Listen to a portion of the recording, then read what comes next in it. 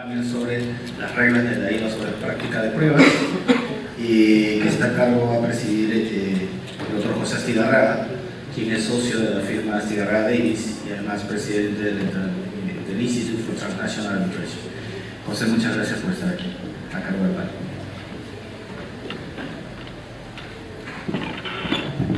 Muy buenos días a todos. Un placer poder acompañarlos y gracias a Roger y a la Cámara por haberme incluido en este estupendo programa. Tengo el gusto de presentarles este panel muy especial que ha organizado Roger. En particular tengo el gusto de presentarle a Rafael Llano. Rafael es paraguayo, es socio del Grupo de Arbitraje Internacional de White & Case, es miembro del panel de árbitros de la CIADI, del Centro Internacional de Arreglo de Diferencias Relativas a Inversiones, y es coautor del libro Cláusulas de Arbitraje para Contratos Internacionales junto con su socio Paul Friedland de White & Case. Gracias, bienvenido Rafael. Nos acompaña también Philip Ashman. Philip no es hispanoparlante, pero es gran conocedor de la materia que vamos a hablar hoy. Philip es socio de la firma de CMS, se especializa en el arbitraje internacional en litigio, especialmente en materia de energía. Él ha manejado conflictos y controversias relativas al tema de literalmente cada uno de los continentes, con la excepción de Antártida. A pesar de que su antecedente, su formación ha sido de la tradición anglosajona, especialmente en los juzgados ingleses, el hecho es que él ha manejado una gran variedad de casos, tanto en el derecho anglosajón como en el derecho civil. Así que nos trae una gran experiencia. Welcome. Junto a él, a la derecha de él, está José Manuel García Represa. Él es socio del despacho de Deckert en París. Es abogado y árbitro en casos internacionales, con énfasis en casos con partes o intereses en América Latina y la península ibérica. Es graduado de la Universidad de Sorbonne de París, de la Universidad Complutense de Madrid, y también tiene su maestría de la Universidad de Columbia en los Estados Unidos. Es miembro de la Barra de Nueva York, París y Madrid. Bienvenido, José Manuel. De hecho, sé que el avión de José Manuel llegó apenas un par de horas, así que gracias por acompañarnos, no obstante haber trasnochado en Nueva York. Y tengo el gusto también de presentarles a mi amigo Luis Enrique Gano Tapia. Luis Enrique es el socio de la firma de Hogan Lovells, es delegado ante las Naciones Unidas en el grupo de trabajo de arbitraje de la ONU Central. Presidió el grupo de la creación de la fórmula de arbitraje acelerado en el Centro Internacional de Disputas del ICDR en Nueva York, y es expresidente de la Barra Mexicana del Colegio de Abogados. Bienvenido, Luis Enrique. Pues como ustedes saben, el tema de nuestro panel son las reglas de la IVA sobre la práctica de pruebas, y con un enfoque particular, lo pusieron así en el programa, en Discovery y Cross-Examination, es decir, sobre el intercambio de información y el proceso de interrogar testigos, ¿no? El panel, en efecto, vamos a hacer un poquito fluido. La idea de esto es que no vamos a tener exposiciones magistrales, sino la idea es tener un diálogo interactivo. En particular va a ser dinámico, espero, y además va a ser bilingüe. Philip va a hacer su exposición en inglés, así que mi moderación será tanto en inglés como en español, ¿no? Y ojalá nos ayude a poder tener un panel interesante y dinámico. Tendremos oportunidad, espero, de recibir preguntas del público, así que mantengan constancia de tal vez alguna pregunta que quieran presentar a los expositores. Entonces, se nos ocurrió que tal vez el punto de partida para este tema es identificar un poco las diferencias, digamos, que históricamente han existido entre el sistema, digamos, anglosajón, common law, y el sistema civilista, es decir, las reglas de la IVA, que ya han sido modificadas un par de veces, ¿no? Pero más recientemente el juego de reglas que estamos aquí a estudiar, es en efecto un producto de, digamos, un diálogo que se formó, de una armonización de prácticas que se intentó hacer en el mundo del arbitraje internacional a medida que el mundo se fue globalizando y la práctica se fue globalizando igualmente. Entonces, para entender dónde estamos, yo creo que siempre es útil saber de dónde venimos. Entonces, con esa idea es que le pediría a Philip que por favor nos explique un poco, y él viene de lo más puro, digamos, del common law, que es el sistema inglés, de cómo contrasta o se compara la manera en que se maneja el intercambio de información, es decir, el discovery, en el sistema inglés anglosajón en comparación con lo que viene a ser el sistema de las reglas de la IVA y también el sistema civil. So Philip, what I'd ask is if you could possibly give us a contrast, if you would, between the English common law system and then as well how that compares to what we now become in the essentially the IBA rules, and in comparison as well with your civil law experience, so you could illustrate for us. Thank you very much, Mr. Chairman. Is this being translated at the same time?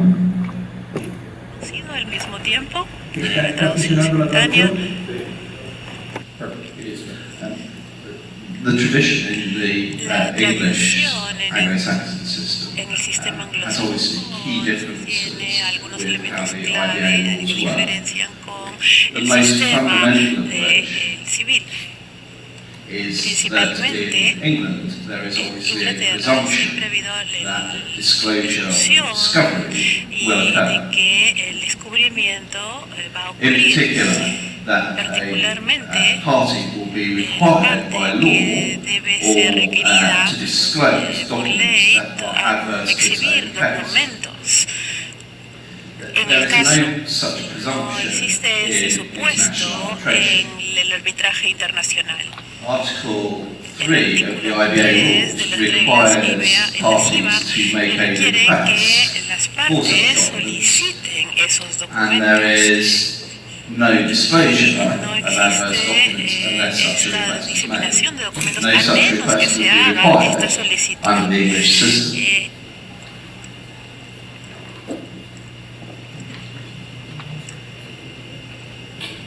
Well, we're just working on a little bit of the logistics, and what Roger is telling me, it will be done simultaneously. La traducción se hace simultánea, entonces puedes simplemente puedes simplemente hablar de manera continua, porque tenemos la traducción simultánea. Quizá ustedes As is the pueden case in most simplemente We're always trying to do at continuar least two things at once, escuchando. and including a BlackBerry usually. So, the key difference is El that elemento any clave Anglo-Saxon es party que come to the table will expect disclosure to occur. en el sistema They will expect to have anglosajón to ya se disclose espera documents que for se adverse muestren effects, esos and they will not documentos, que se expect to make a exhiban, request y no es specifically necesario for hacer una solicitud.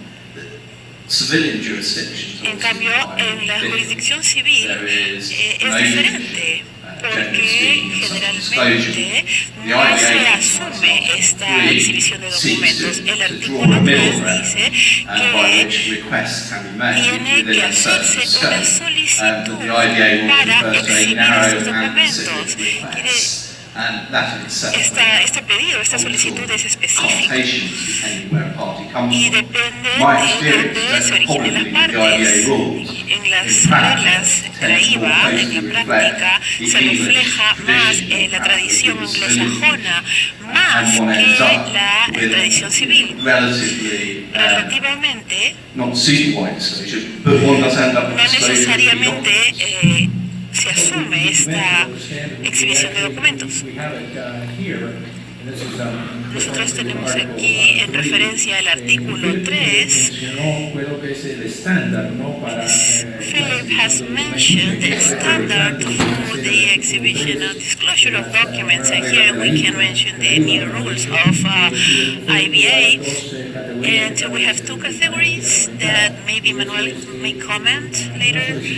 We have a request of disclosure and that should contain a description in detail, including the specific category of documents.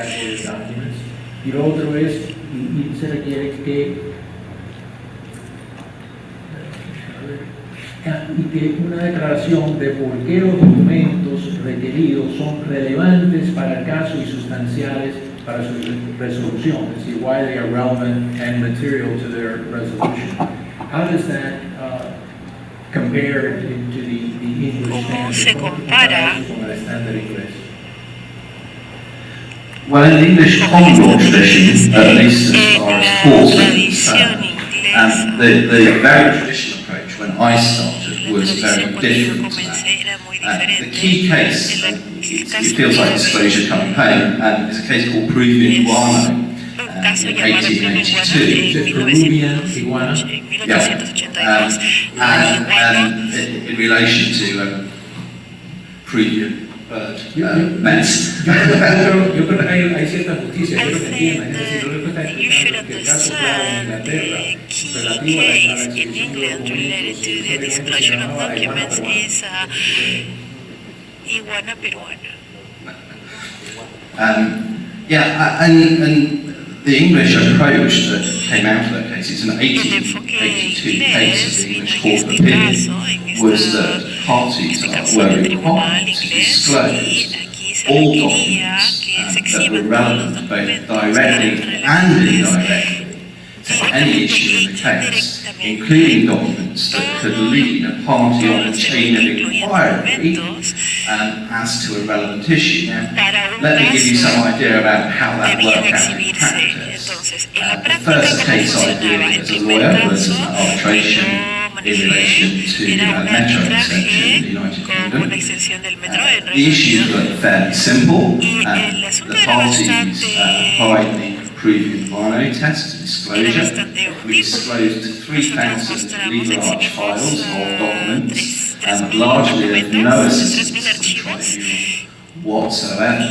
And this was in the day before emails became ubiquitous. Teníamos So los emails. this is a really quite wide disclosure, and that was widely Caso recognised que in fue English standard reconocido arbitrations. ampliamente What has happened en subsequently is Inglaterra, everybody has que accepted todo el mundo along aceptaba the same issues as the los IBI mismos temas guidelines on que disclosure las identified pautas is de that las reglas de la IVA. post-photocopiers and emails, the number of Teníamos documents incluidos is los massively emails y las wide. fotocopias. So the English courts have Entonces, now los tried to narrow down los tribunales ingleses disclosure ahora is required.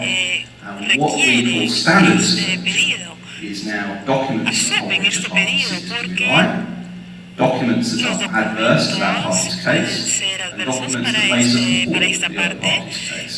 But only directly, pero not indirectly. directamente, no And one doesn't need to indirectamente. disclose Eso no, documents that cuando no lead se a trata party on a de chain of exhibir inquiry. estos documentos, Now that's obviously ya se somewhat asume narrower than que is the case van a of ser Peruvian Guano. mostrados. But there is still a Nosotros presumption aún tenemos este that supuesto disclosure de of adverse que documents la to your own case will be made. muestra de A documentos presumption that adversos, disclosure y of ya tenemos un documents that will supuesto de assist que la the other diseminación, parties' la case. muestra de estos documentos se va a realizar. I mean, obviously, that is still quite different Entonces, to aún the type of standards eso that sí es people una might diferencia a la manera como se manejan los casos en general, particularmente con las jurisdicciones civiles. Existe quizá algunas diferencias adicionales. Me gustaría preguntarle a Manuel cómo se trabaja con los documentos electrónicos. Philip nos ha comentado que en efecto el estándar Philip para la has relación de documentos mentioned that the en Inglaterra ha standard for evolucionado particularmente a la luz de la llegada de correos electrónicos, ¿no? del mundo de la informática. Y entonces quería preguntarle a José Manuel qué es lo que él ha encontrado en la arbitraje internacional acerca de la mecánica de cómo exhibir documentos cuando se trata de documentos que están en forma electrónica. Gracias, José, y bueno, gracias a Roger por la invitación. No voy a entrar en grandes detalles sobre cómo funcionan algunos software especializados. Hay empresas que venden algunos software que son magníficos para identificar búsquedas. Lo que sí voy a hacer es explicar un poco la dinámica. Toda solicitud de documentos, como su nombre indica, proviene de una parte, y acabamos de ver algunos de los requisitos en el artículo 3 de las reglas de la IVA sobre qué tiene que contener esa solicitud. Primera recomendación es que a nivel, cuando se va a debatir sobre la orden procesal número 1, la que establece las reglas del procedimiento, que desde ese momento ya se empiece a hablar de cómo se va a realizar la solicitud de documentos, en qué momento, cómo se va a responder a ella, y eso puede facilitar que desde inicios del caso se vaya ya viendo cuál va a ser el volumen posible de documentos, si hay algunos discos duros que hay que proteger porque tienen información electrónica voluminosa, por lo menos ya se puede ir uno haciendo una idea de cuál es el volumen de información. Las solicitudes de documentos, en la mayoría de los casos hoy día se utiliza un formato que se llama el Redfern Schedule, o cuadro Redfern, en honor a Alan Redfern, que es quien describió por primera vez ese cuadrito. Es algo bastante sencillo y yo, por ejemplo, en mis órdenes de procedimiento 1 adjunto un modelo de ese cuadrito porque creo que es muy útil para las partes y para el tribunal. No creo que ninguno de ustedes lo vea, pero es algo tan sencillo como esto. Primera columna es el número de la solicitud y digo eso porque ustedes, bueno, aquí esto es un mero ejemplo, pero pueden acabar con un documento de 61 páginas en el que al final están en la solicitud 35. Es un cuadrito en el que, después de identificar la solicitud, hay una columna para describir la categoría, los documentos que se solicitan. Ya hemos visto los requisitos, deben ser categorías suficientemente precisas como para permitir identificar los documentos. Y eso, en la era electrónica, podemos estar hablando de palabras clave que tienen que aparecer en algunos documentos. Esas palabras clave luego van a ser insertadas en el motor de búsqueda del programa informático que se utilice para identificar los documentos. A la derecha de la categoría está la justificación. Quien solicita los documentos debe explicar por qué son relevantes y sustanciales. Y ya se prevé desde el inicio una columna para que la contraparte responda. Las respuestas pueden ser ok, vamos a comunicar, pueden ser toda una serie de objeciones. Las reglas de la IVA misma identifican qué tipo de objeciones se puede formular. En primer lugar, se puede objetar a una solicitud porque no reúne las características del artículo 3.3, es decir, no es suficientemente precisa, no justifica la relevancia o la sustancialidad de los documentos, pero también hay una serie de objeciones que están listadas en el artículo 9 de las reglas IVA que tienen que ver con, por ejemplo, la protección del legal privilege o la confidencialidad de ciertos documentos. Puede ser que la solicitud sea demasiado onerosa, y cuando estamos hablando, por ejemplo, de comunicación de documentos electrónicos, es un buen ejemplo. ¿Hasta dónde se puede llevar una búsqueda de documentos? Pensemos, por ejemplo, en una empresa multinacional con múltiples servidores para la filial, para la matriz, para divisiones. ¿Hasta dónde va a llegar la solicitud de documentos, por ejemplo, cuando se dice queremos todos los documentos que mencionen a esta persona junto con esta palabra clave? Bueno, si tenemos que ir a buscar hasta los servidores de la matriz, podemos estar utilizando el programa informático durante semanas simplemente para buscar esa información y luego de eso obtener la cantidad de terabytes, terabites o gigabites que sería imposible de revisar. Déjame interrumpirte, José Manuel, con tu permiso, para preguntarte, porque parece que en cierto sentido estamos hablando de dos cosas diferentes.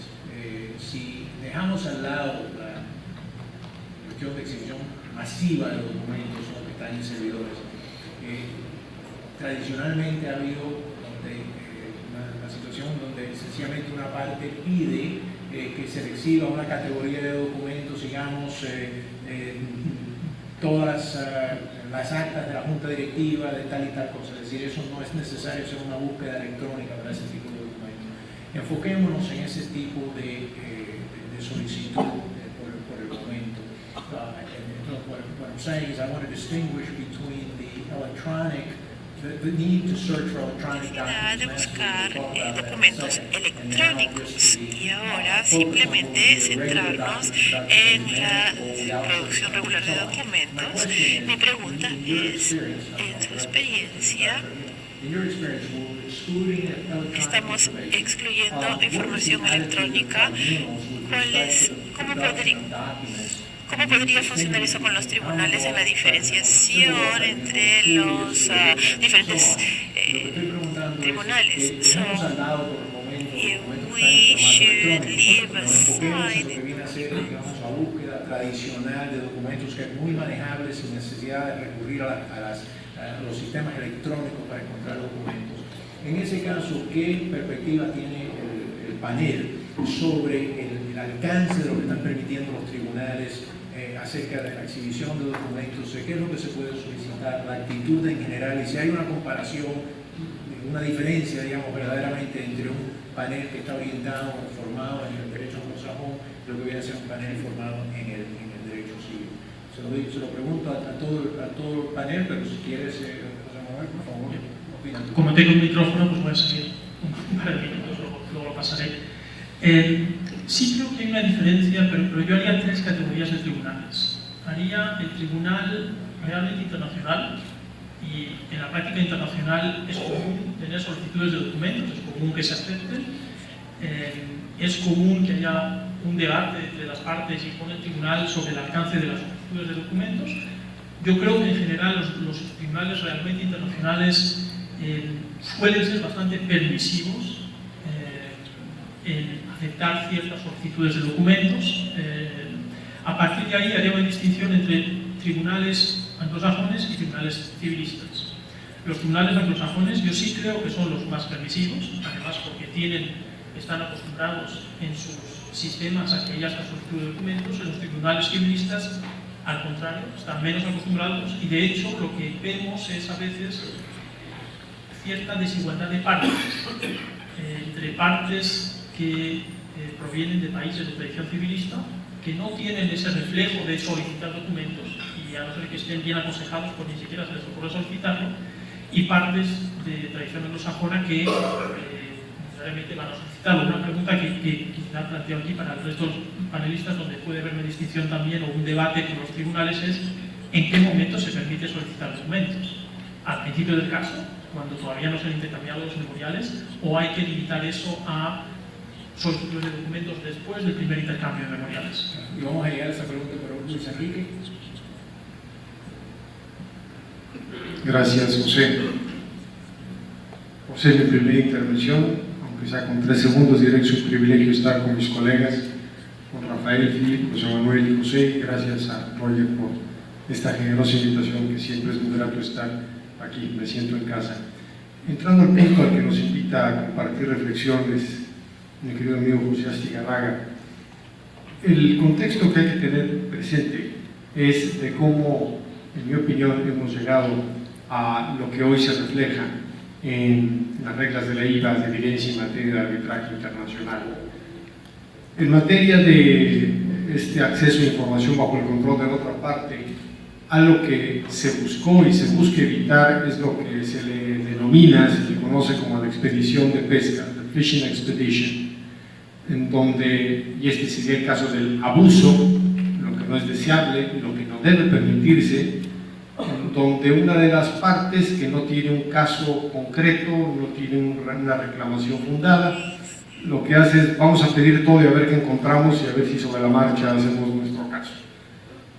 Ese fue, no quiero decir que ese haya sido el móvil, pero fue uno de los móviles que orientaron para tener un mecanismo equilibrado como las reglas de la IVA.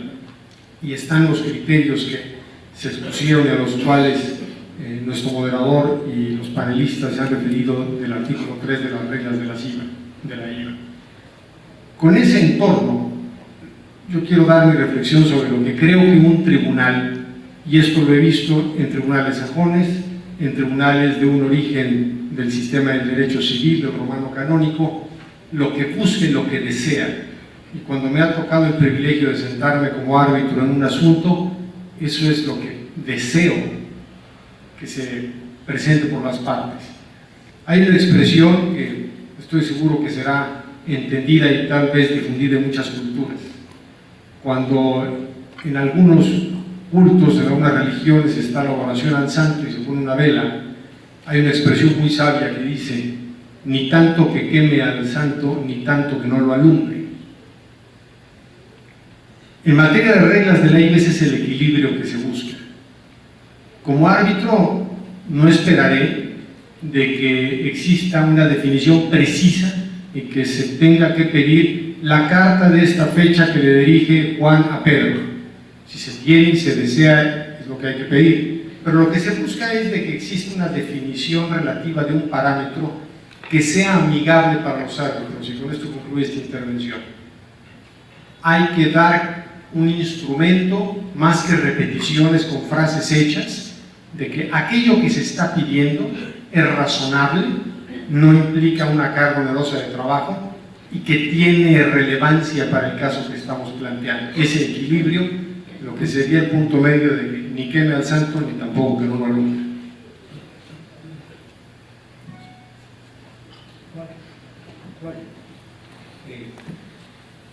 Con permiso.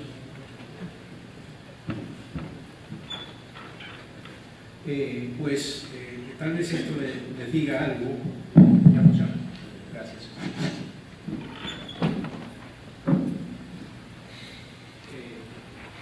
Tal vez esto le diga, tal vez no refleje muy bien en mí. Luis Enrique habla de santos y yo voy a hablar del diablo, ¿no? Y eso es, Enrique, hay un dicho norteamericano que dice: el diablo vive en los detalles, ¿no? Y todos podemos tener, y de hecho he participado yo en un sinnúmero de estas conferencias y debates sobre lo que debe ser el alcance de una solicitud de documentos de acuerdo a las reglas de la IVA, pero al final del día todo es una cuestión muy abstracta, ¿no? En particular, la cuestión se convierte cuando una parte pide o solicita la exhibición de una cierta categoría de documentos. Bueno, ¿cuál va a ser el alcance de ese documento? Pues vamos a hablar de algo que sea concreto y específico, categoría, etc. Pero, por ejemplo, ¿han visto ustedes que tribunales, vamos a empezar, internacionales, mixtos, por ejemplo, requieren la exhibición de documentos que son puramente internos? Es decir, que jamás han visto ninguna parte, nadie fuera de la empresa lo ha visto. A quien quiera. Rafael. La respuesta es sí. Buenos días a todos, buenos días José, a mis copanelistas también. La producción de documentos y la solicitud de documentos internos de una empresa suele ser, en la mayoría de los casos, el objetivo central de un proceso de discovery. Por ejemplo, supongamos que una parte alega que sufrió $100 millones en daños y que esos $100 millones se desprenden, por ejemplo, de las pérdidas que sufrió durante el proyecto frente a lo que había presupuestado. Eso puede estar basado, por ejemplo, en un informe pericial, pero ese informe pericial quizás no adjunte documentos suficientes que demuestren esta afirmación. Entonces, el proceso de discovery permite que la parte que quiere responder adecuadamente a esa afirmación solicite, por ejemplo, los estados financieros o los documentos financieros internos o la contabilidad o la correspondencia interna que sea suficiente como para demostrar que ese monto en realidad está equivocado. Entonces, ¿cómo se hace una solicitud de documentos que sea lo suficientemente específica, concisa, escueta y directa, que permita que el tribunal lo sostenga y sea defendible en caso de una objeción por la otra parte? Tiene que ser una solicitud de documentación financiera, eso lo sabemos, pero tampoco podemos solicitar todos los libros, toda la contabilidad desde el comienzo de la historia de la empresa. Entonces, el primer punto es fijar un plazo, una fecha. Los documentos financieros entre el 2001 y el 2003 que sean relevantes a ese monto. Pero quizás eso tampoco sea suficiente. Quizás tengamos que decir algo más. Quizás tengamos que decir, por ejemplo, los documentos entre tal y tal fecha relacionados con esta inversión o este proyecto. Entonces, a medida que vamos reduciendo el alcance de esa solicitud de documentos, se va volviendo más y más defendible ante una objeción. Entonces, si la otra parte dice, esta solicitud es indebidamente gravosa o excesivamente onerosa, el criterio que utiliza el estándar de la IVA, podemos decir no, porque hemos fijado una fecha, hemos fijado un alcance y efectivamente es relevante y sustancial para el resultado de esta disputa. Entonces, un tribunal, por más de que todavía conozca muy poco acerca del caso, porque generalmente en la fase de producción de documentos el tribunal todavía no empieza a leer en detalle los escritos de las partes, va a ser facialmente o patentemente defendible porque va a estar directamente relacionado a alguna afirmación establecida en los escritos de las partes, y un tribunal no va a tener mucha dificultad en encontrar esa relevancia. Philip, did you have anything? Yes, if I may, I'll just add one thing. Sí, me gustaría It's something I think is often lost in disclosure. The purpose of disclosure is to assist the tribunal in resolving facts that are in issue between the parties. And by in issue, I mean this English controversy. It is, as far as facts are not in dispute and are admitted, I've always queried whether disclosure is helpful or Siempre me he necessary in cuestionado si relation es to those que issues. la In exhibición de fact, documentos sirve o when no, one thinks about porque it cuando and one nosotros sees very large disclosure exercises, it's often readily apparent that what one party do is either request or provide dump documents that very broadly relate to the transaction question, but do not focus on the facts at issue between the parties. And therefore the starting point is often to draw up a list of issues that are in dispute and to put your disclosure around that list of issues that you are asking the tribunal to resolve. In fact, this is something that the ICC has pointed out in its ICC Commission report, Controlling Time and Costs in Arbitration. And it's just worth drawing your attention to paragraph 50 on this, which I think is of some assistance. And I'll read it in full if I may, because I think it's very useful. The parties will normally each produce the documents upon which they intend to rely. There's nothing controversial there. Each party should consider avoiding requests for production of documents from another party unless such production is relevant and material to the outcome of the case. Well, that's really echoing what the IPA guidelines say. And then interestingly, it goes on to say, when the parties have agreed upon non-controversial facts, no documentary evidence should be needed to prove those facts. In other words, your list of document requests should not include a request for documents in areas that are not in dispute between the parties. Thanks, Phil. Let's pick up on a subject that you spoke about, and that is the question of electronic Ya han hablado del descubrimiento de la exhibición de documentos electrónicos. A veces podemos hacerlo de manera manual, no necesariamente electrónica. So now we are going to talk about the situation in which we can find documents on the electronic files where there is no possibility to do this. Y es decir, que en documentos conservados en formato electrónico, la parte solicitante puede o el tribunal puede requerirle que proceda a identificar archivos específicos, términos de búsqueda, individuos o cualquier otro medio de búsqueda para esos documentos en una forma eficiente y económica.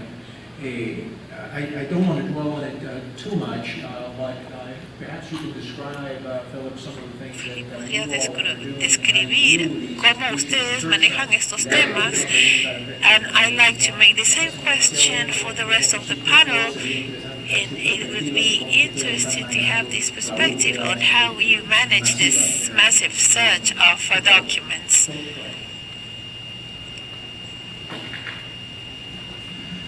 Well, it's a massive task to Sí, start creo que es una with. tarea At masiva. CMS, we En now have CMS nosotros tenemos ahora audience that we're talking about. Tenemos un ¿Nos sentido del podrías volumen dar del un documento sentido trabajado? del volumen de It documentos? really can depend upon the case, but in larger cases, Depende del particularly caso, pero en construction los cases, casos for más example, where one is dealing largos de with construcción, por multiple ejemplo, nosotros variations, tenemos diferentes extensions, time, extensiones de one can tiempos talk y in variaciones. tens A of veces thousands. estamos In a y long-term un día project, puede perhaps hablar, even un día millions puede of costar documents. muchísimo I dinero. only need to look at Y my cuando own se email extienden feed los every plazos, day to probably entonces realise that I get a couple of hundred emails a a day veces now. yo veo I don't think I'm cientos de particularly emails unique por día y a in veces that. eso es bastante One then único. spreads that across En a los procesos, year. cuando hablamos ya And de los adds to it tiempos all de Word un año documents y vemos as well, todos los documentos en el formato etc. Word que And then tenemos one y can assume todo el that there volumen de are documento que es 10, masivo. 20, A 30 veces people on the hablamos project. de un Not proyecto consider con one 30 gets vast personas, volume. entonces son volúmenes demasiado grandes. Focus on what you all are doing to manage this massive Podrían So, centrarse so en lo que yeah, I mean, ustedes the están first haciendo. point Sí, is el one primer starts the punto es process, que and what one has to do is really engage very early on and very quickly with the client in relation to understanding what document management systems the qué client has in sistemas place. están And that utilizando really el means cliente that en la the firma del client's cliente head para or senior person in their IT manejar los services documentos. becomes absolutely Eso es critical to crítico what you're doing. para lo And que you have nosotros to have estamos haciendo y conversations with them necesitamos at a iniciar very early conversaciones con el stage cliente to sobre esto understand desde el what sort of principio document management del systems they proceso para ver have, qué whether sistemas individuals de involved documentos have got ellos están laptops, manejando. whether they are able to Que download things necesitamos on saber those si es que ellos laptops, whether they tienen have health laptops, devices, si whether they can si have pueden devices have descargar separate documentos storage en los facilities. laptops, So it's really understand the scale. qué And what we have software tiene at para CNS is we have an almacenar own datos, in-house function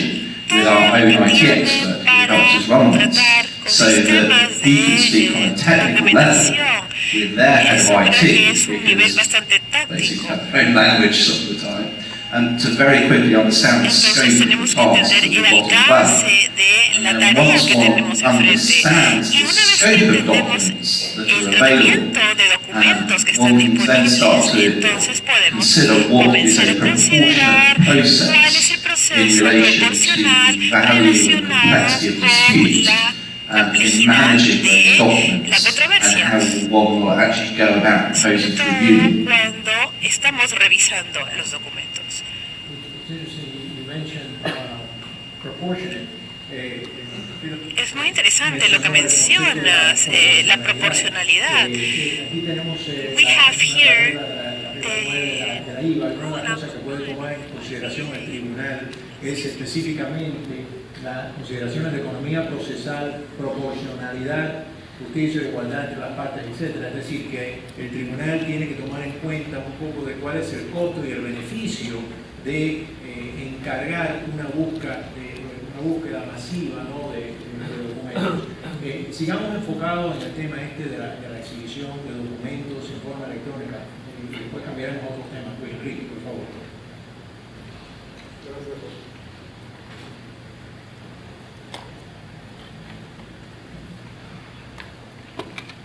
¿Por qué no cambia y otro arreglo? Aquí estamos. Gracias, José. Nos refieres atinadamente a este principio de economía procesal, que llevándolo de la mano, que es algo que debe permear en un procedimiento de intercambio de información, que es la buena fe. Nos llevo a lo que es estas entregas masivas de información a las que tú te has referido y otros de nuestros colegas, José. Cuando estamos ante entregas masivas, y masivas sobre todo electrónicas, podemos estar hablando de decenas de miles y a veces más, inclusive, de documentos. Una cuestión fundamental, la voy a poner en el contexto de una anécdota que ocurrió en un asunto en el que participé en Sudamérica, no fue en el Perú preciso, en donde estaba involucrada una agencia pública y uno de los trabajadores en esta agencia decía lo siguiente, dice, mire, aquí cuando queremos ocultar algo, seguimos el principio de darles todo para que no encuentren nada. Y esto es algo que cuando se trata de entrega de información electrónica hay que evitar que ocurra para que lo que se entregue sea en forma ordenada. Y esto solo se puede hacer, y esto es algo que he aprendido cuando trato estos temas con expertos en cuestiones de tecnología, lo que llaman la arquitectura informática. Si simplemente se entrega en un disco duro, ahí va toda la información con esta filosofía de darles todo para que no encuentren nada, que es muy relativa, porque todo lo que está ahí algún día se puede encontrar, pero nos llevaría a una cuestión de ineficiencia, que es algo que debemos cuidar, y un tribunal arbitral debe saber imponer que esto se observe. Es conveniente que cuando estamos ante estos grandes volúmenes de información, como puede ser por ejemplo los grandes contratos de infraestructura, que llega a haber una disputa, que llega a haber decenas de miles y a veces más, cientos de miles de documentos, pero inclusive dejáramos en los miles, es conveniente que los equipos de tecnología de cada una de las partes dialoguen para que se pongan de acuerdo en la arquitectura conforme a la cual se va a entregar. De lo contrario es una gran sábana electrónica que es muy difícil de manejar. Y una cuestión final, lo que se haga, y esto se aplicaría desde luego para cuestiones de entrega masiva de información como para entregas modestas, más reducidas de información, una empresa está obligada a cumplir con los parámetros con los cuales públicamente se ostenta que maneja su información.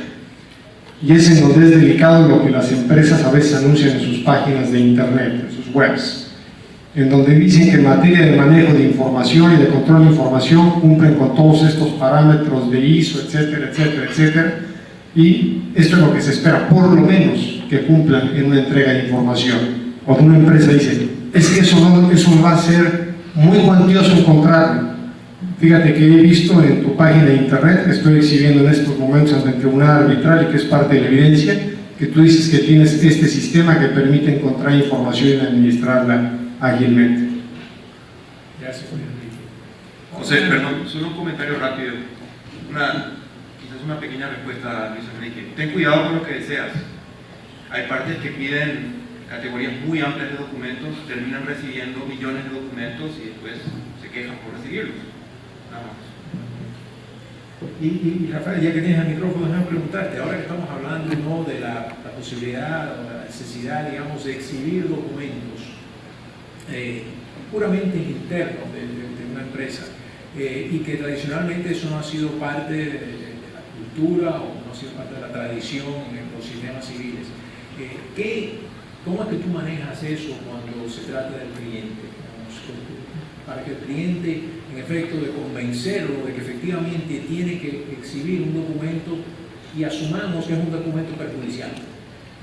Bueno, mira, yo empiezo tradicionalmente, sobre todo con clientes de jurisdicciones que no están familiarizadas con este concepto porque no figura en la legislación, con la noción controversial, exagerada o no, de que mi cliente no sabe lo que es discovery. Y creo que probablemente la gran mayoría de los que están aquí hoy han enfrentado esa situación. El cliente en la primera reunión lo recibe a uno con 10 documentos, en un proyecto gigantesco quizás, y le dice, acá está lo que tú necesitas saber, esto es el contrato, estas son las cartas más importantes del caso, y ve y gana el arbitraje. Muchas gracias. Y en realidad, ese es el momento, no después, no en la mitad del proceso, no en la mitad del arbitraje, cuando uno tiene que empezar a preparar al cliente para el concepto del discovery, particularmente, como dije, aquí en Latinoamérica. ¿Qué es el discovery? Es un intercambio de documentos, sí, pero ¿qué documentos? Pueden ser los documentos internos, pueden ser correspondencias con terceros, pueden ser documentos buenos o pueden ser documentos malos, buenos para el caso de uno o malos para el caso de uno. Y el cliente automáticamente dice, ¿por qué yo tengo que entregar un documento que no me gusta? O que no es conveniente para la posición que yo quiero adoptar en este caso. Entonces, ahí es cuando uno tiene que empezar a manejar las expectativas de ese cliente. Hay un nuevo instrumento, un nuevo documento que son las reglas de la IVA o los lineamientos de la IVA sobre representación de partes. Un documento que salió en el 2013.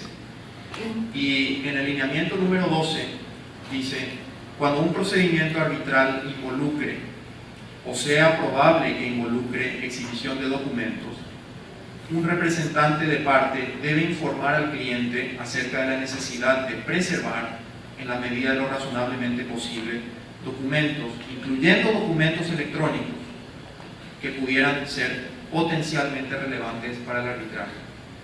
Este estándar es intencionalmente amplio y utiliza el estándar de potencialmente relevantes, precisamente porque hay documentos que en ese momento del caso no se sabe si van a ser objeto o no de una solicitud de documentos, o siquiera si van a ser relevantes para el caso. Pero existe un deber del abogado de asesorar a su cliente y decirle: este es el riesgo que tú corres.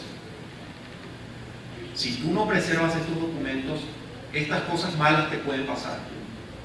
Y hay una serie de cosas malas que pueden pasar. Una de ellas es obviamente perder la credibilidad ante el tribunal arbitral. Y perder la credibilidad ante un tribunal es algo muy malo, porque es difícil recuperar después esa credibilidad. Pero pueden ser cosas peores. Puede ser que haya una solicitud de documentos y una determinación del tribunal arbitral de que hay documentos que existen y que no han sido entregados. Y esa determinación puede llevar a otra determinación, que es una de inferencias adversas en contra de la parte. O sea, se presume que esa parte tiene un documento y que ese documento le perjudica. Ahora, un cliente puede decir: bueno, eso no es tan grave, voy a perder ese punto. Pero en realidad va mucho más allá de eso. Obviamente para los abogados externos implica una obligación ética de entregar un documento. Pero incluso desde el punto de vista práctico, la no entrega y el no cumplimiento de esa obligación puede también generar consecuencias que determinen el resultado del caso.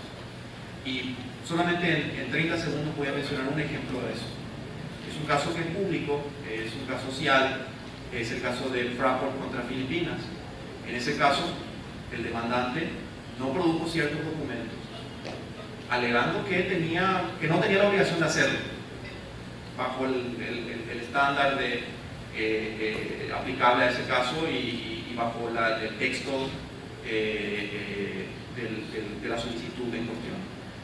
Llegó el momento de la audiencia y un testigo mencionó unos documentos. Y el abogado le dijo: ¿de qué documentos está hablando usted? Pues la minuta de tal reunión. ¿Y dónde está esa minuta? Bueno, seguramente mi abogado le entregó a usted ese documento. Pues no. El tribunal detuvo la audiencia, ordenó a la parte que produzca el documento.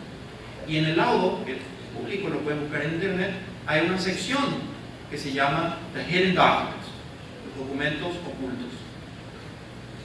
Y determinó en cierta medida el resultado de ese laudo en particular. Entonces, un cliente puede decir: bueno, yo creo que no voy a correr ese riesgo.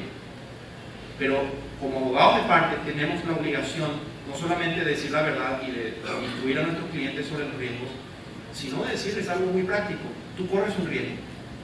Y como abogado, mi obligación es mitigar tu riesgo. No, de hecho, Rafael, he proyectado, tú citaste una de las disposiciones de las reglas, las directrices de la IVA sobre la representación de partes. He proyectado aquí otras de las disposiciones donde explica que un representante de partes, es decir, un abogado o abogada, debe explicar a la parte a la que él o ella representa la necesidad de exhibir, así como las posibles consecuencias en caso de no hacer cualquier documento que la parte se haya comprometido a exhibir o le haya sido ordenado a recibir. Es decir, la IVA sostiene que nosotros como abogados debemos cumplir con el deber. Y otra obligación que pone las directrices es que un representante de parte debe aconsejar a la parte a la que él o ella representa y ayudarle a adoptar pasos razonables a efecto de asegurar que se ha hecho una búsqueda razonable de los documentos que la parte se ha comprometido a exhibir, que se la han ordenado a exhibir, y todos los documentos solicitados que no estén sujetos al secreto profesional. Es decir, un representante de parte no debe eliminar o ocultar o aconsejar a una parte a eliminar o ocultar documentos que hayan sido solicitados por la parte, etc. A lo que voy es, vaya, esto tenemos que reconocer que nosotros como profesionales y abogados tenemos concepto de las directrices de la IVA, que tenemos un deber independiente, ¿no?, de comportarnos de una manera a asegurar de que no ocurre ese ocultamiento. De lo que yo voy es que en cierto sentido yo he visto, digamos, abogados que dicen, bueno, yo le he transmitido la solicitud al cliente, entonces el cliente me ha entregado los documentos, pero eso no es suficiente, es decir, de acuerdo a las directrices y seguro, por ejemplo, en la práctica norteamericana eso sería inadecuado. Particularmente con una tradición en la justicia ordinaria, ¿no? El abogado tiene una obligación de ir más allá y asegurar, comprometerse individualmente de que esa búsqueda ha sido adecuada. No es una situación donde se le entrega la solicitud y entonces dice, bueno, devuelven los documentos, ¿verdad? Así que quería poder contratar eso un poco, pero por favor, José Manuel. Gracias, José. Yo quería hacer un breve apunte en relación con lo que mencionaba ahora mismo Rafael, y es qué cosas negativas pueden suceder si el cliente simplemente no quiere colaborar con ese deber de comunicación de documentos. Y mencionaba, Rafael, las asistencias negativas. Eso es algo que se suele solicitar pocas veces, los tribunales lo emplean seriamente, pero hay otra cosa que prevé las reglas de la IVA, que creo que los tribunales no hacen uso suficientemente de ello, y es en el artículo 9.7, en el que las reglas establecen que si el tribunal determina que una parte no se ha conducido de buena fe en la práctica de la prueba, el tribunal podrá, adicionalmente a cualquier otra medida que estuviera a disposición bajo las reglas, como las inferencias negativas, tomar en cuenta ese incumplimiento al tiempo de distribuir los costos del arbitraje, incluyendo los costos resultantes o relacionados con la práctica de la prueba. Pocas veces se utiliza, pero creo que es una sanción que va donde a muchos clientes les duele, que es el bolsillo. Y cuando hablamos de comunicación de documentos electrónicos, estamos hablando de costos muy importantes. Pues yo creo que eso también es parte del deber de información que tenemos frente a los clientes.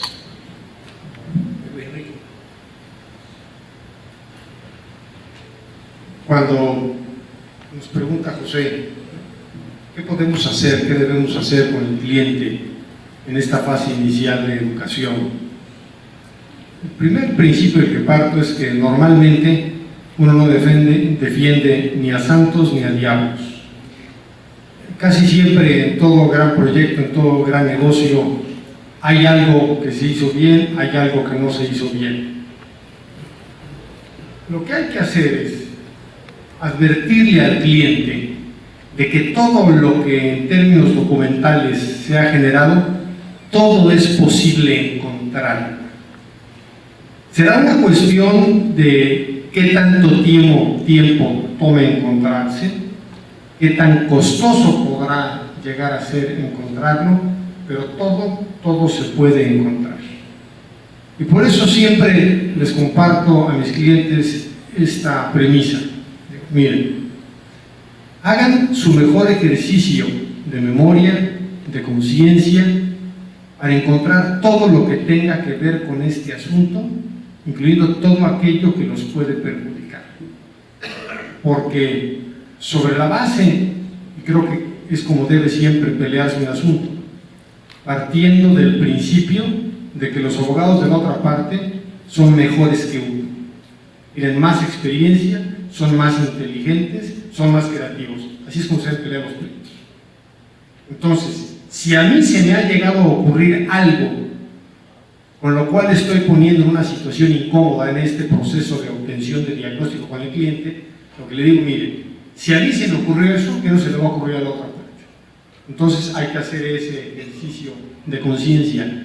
Y es tan importante porque de estos procesos de entrega, recepción de documentos, en muchas ocasiones se pierden o se ganan los pleitos.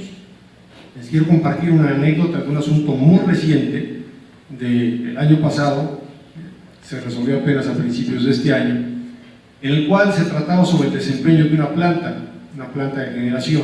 Nuestro cliente construyó esa planta y por razones, no vendré a hablar del caso que tomaría mucho tiempo, teníamos suficiente confianza para saber de que el desempeño de la planta había sido bueno y que había otras excusas por las cuales la otra parte estaba quejándose del desempeño.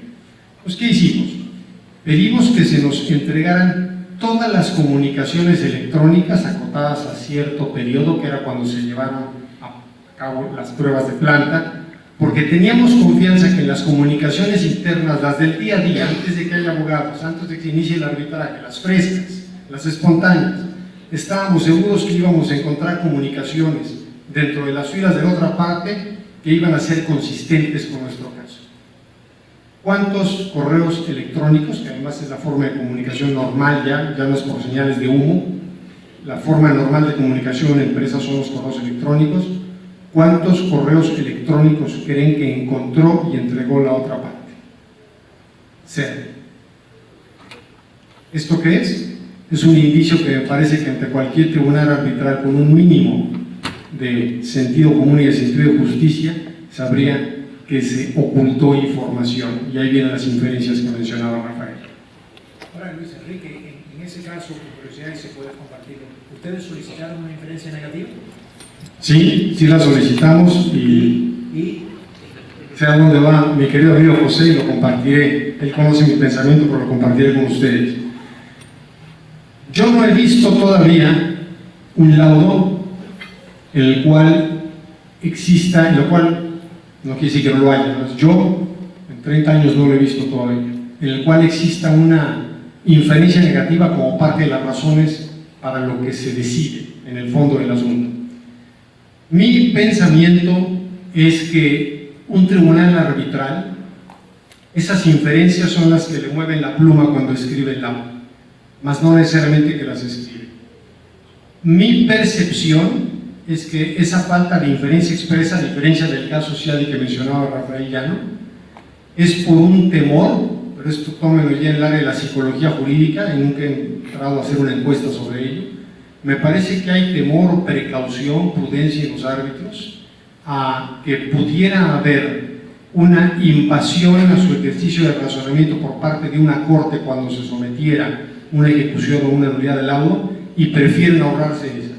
De modo que si hay 5 razones para dar la razón a la parte a la cual beneficiaría inferencia y la sexta sería la inferencia, el laudo escriben esas 5 y la otra se la guardan, pero es la que influyó cómo se movía la pluma. Yo sabía la respuesta a la pregunta que hacía Luis Enrique, y la razón que la hacía es porque, de hecho, yo creo que lo confirmará con la excepción del caso de Fraport que mencionó Rafael. Son muy pocos los casos en los cuales los tribunales, de hecho, han aceptado una inferencia negativa por falta de exhibición de documentos. Así que nosotros podemos llegar aquí y todos hablar de lo magnífico que son las directrices de la IVA, sobre el deber que hay de exhibir documentos y la obligación de las partes de exhibir documentos, pero sinceramente yo creo que hay otro lado, así que voy a ser el abogado del diablo por un momento. Es decir, esto es una cuestión cultural. Es decir, yo de hecho he expuesto, he estado envuelto en varias de las iniciativas de la IVA y he expuesto sobre las reglas de la IVA, las directrices, etcétera, hablando sobre el deber de exhibir, la obligación. Y ya menciono 2 cosas. Una vez después de hacer esa exposición y abogar a favor de la transparencia, el deber que se le debe al proceso, 2 de mis amigos me dijeron cuando terminé, José, eres un coro angélico, ¿no? Hablando de estos temas, pero todo esto es teórico, eso no es la vida real.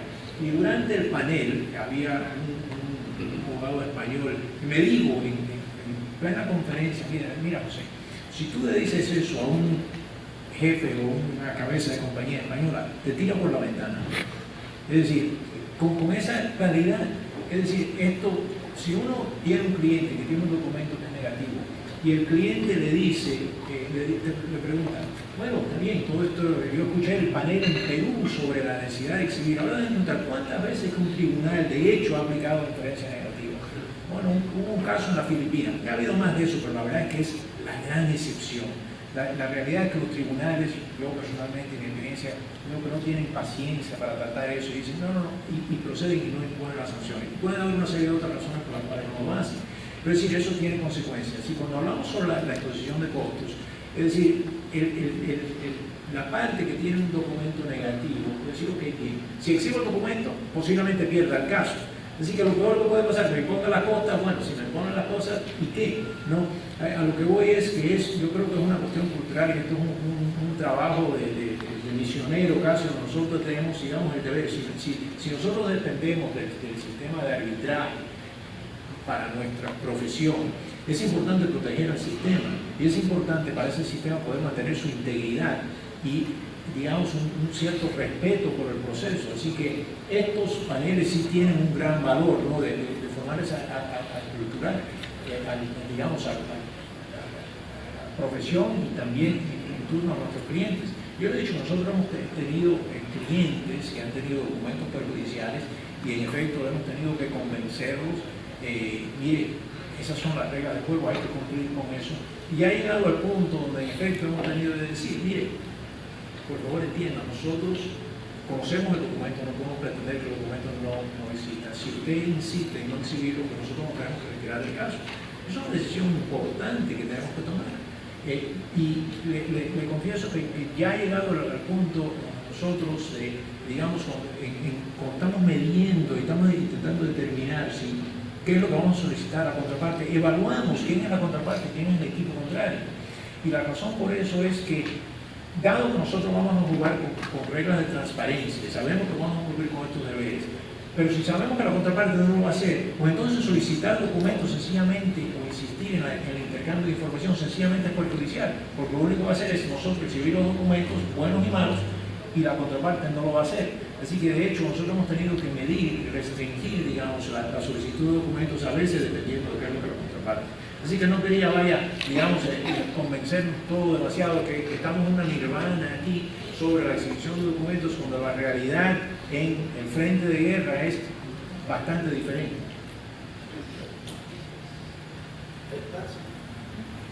You ask a very interesting question there. The rules of the game. What are the rules of the game? And are parties required to accept that the IBA guidelines are rules of the game? Well, I did an arbitration a few years ago. It was worth about $4.5 billion US, and the disclosure was one draft file, which is small for such a large dispute. Why is that the case, and why did the parties and the tribunal accept that in that case the rules of the game were so little disclosure was required? And the answer is that what was in dispute was the price of an LNG contract. Both parties were sitting on information that was highly confidential at a commercial level between each other. And what they had agreed when they originally signed the agreement, including the arbitration clause, was that the rules of the game in that arbitration were going to be no disclosure, and that was agreed at the very outset of the contract. And that's really, as lawyers, I think something worth considering, that disclosure is not just an issue that arises at what one might call the back end, the dispute end of a transaction. It's an issue that should be considered right at the very outset. If you've got a client that is sitting on extremely confidential commercial information that it would not wish to disclose in the event of a dispute, and what's more, it is quite likely that that information would be relevant to the dispute, the best time to deal with that is in the arbitration court, when you're drafting the agreement, so that the rules of the game are understood not to be the IBA rules, but to be something slightly different that the parties have agreed. And in that arbitration, it worked because the parties had agreed at the outset that the rules of the game were going to be something different in the event of a dispute arose under that particular contract. Arbitration clause. Yes, in the arbitration clause, it was under the uncontrolled rules. Sí, en el acuerdo arbitral. So when la cláusula arbitral o al inicio del arbitraje, I wanted to translate the question so they have context for your response. Was it in the clause or was it in the arbitration terms of reference? It was in the arbitration clause, so in that case, the parties had agreed uncontrolled arbitration, and they had expressly amended the uncontrolled arbitration rules in their agreement, both to repeal certain sections of the rules and put in a different provision in relation to disclosure in the arbitration agreement. Okay, now I'd like to talk about the counter interrogatory. Hay veces que hay documentos que están cubiertos por el secreto profesional, el prisoner privilege, ¿no? Por favor, ¿cómo es que tú has visto que se están manejando esos temas en los tribunales?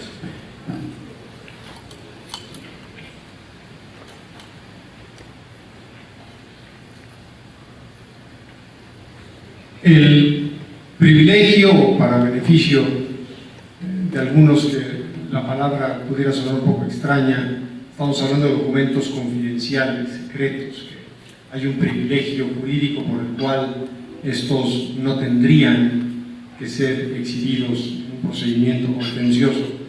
Este está reconocido en el arbitraje, pero este es uno de los rubros en donde podemos estar ante tratamientos muy distintos dependiendo de cuál es la norma que apliquemos.